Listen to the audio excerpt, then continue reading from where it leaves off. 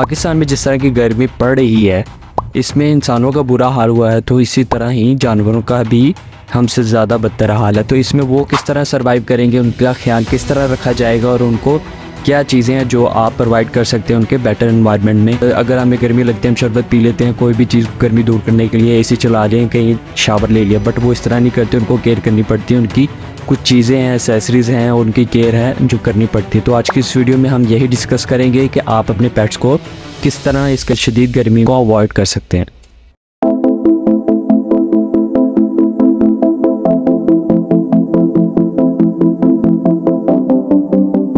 सबसे पहला पॉइंट आता है हमारे पास हाइड्रेशन। अपनी कैट को आपने हाइड्रेटेड रखने के लिए सबसे अच्छा ऑप्शन है फ्रेश वाटर पड़ाओ। अगर आप बिज़ी होते हैं या ऑफिस होते हैं या स्कूल या कॉलेजेस में होते हैं, तो फिर सबसे बेस्ट ऑप्शन है कि आप फाउंटेन ले लें।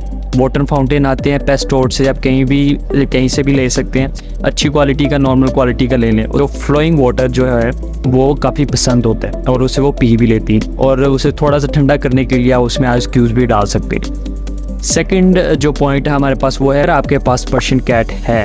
मोस्टली जो पाकिस्तान के पास पर्शियन कैट होती है उनके लंबे लंबे बाल होते हैं। आपने समर शेव लाजमी करवानी है, उनकी शावर वगैरह हफ्ते में 2 बार 1 बार लाजमी करवाना। उससे ये होता है कि जब उनकी शेव होती है तो जो कोट है वो भी दोबारा अच्छा आता है और उनको गर्मी भी कम लगती है। और मोस्टली कुछ क्लाइंट्स इस तरह के होते हैं कि वो शेव नहीं करवाते कि हमारी जो कैट की खूबसूरती है वो ख़राब हो जाती है।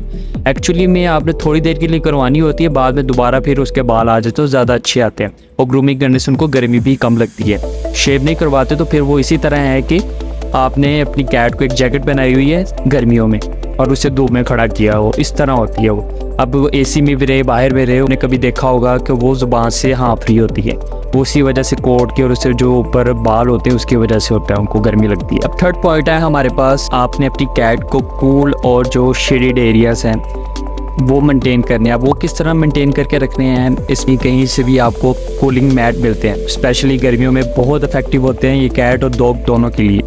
तो आप वो ला के रखें ताकि जब आप वो गर्मी में चीज़ पड़ी हो वहाँ पे वो लेटे हो, रेस्ट करे तो उनको ठंडा फील हो। अब जिस तरह के कुछ घरों में जो हैं टाइल्स लगी होती हैं वो काफ़ी ज़्यादा हीट अप हो जाती है गर्मियों में ना, तो फिर कैट को लेटने की आदत होती है ठंडी जगह पे। वो पानी भी लेट जाते हैं कि ऐसी जगह लेट जाते हैं जिनकी वजह से उनको फंगस और दूसरे जो इश्यूज़ हैं वो स्टार्ट हो जाते हैं। आप उनके लिए कूलिंग मैट जो हैं आते हैं उनके लिए वो ला के रखें। अब फोर्थ पॉइंट जो है, अगर फॉर एग्जांपल आपकी अपॉइंटमेंट है पेट के पास लेके जाना है अपनी कैट को या कोई मसला है, तो जो 12 बजे से लेके 5 बजे तक असर तक जो टाइम है, आप इन आवर्स में सबसे ज़्यादा गर्मी होती है, आप करें शाम में चले जाएं। इन आवर्स में आप जब निकलते हैं तो कैट को भी इशू होता है, ट्वीन जो है पीक आवर्स होते हैं गर्मी में, वो अवॉइड करें।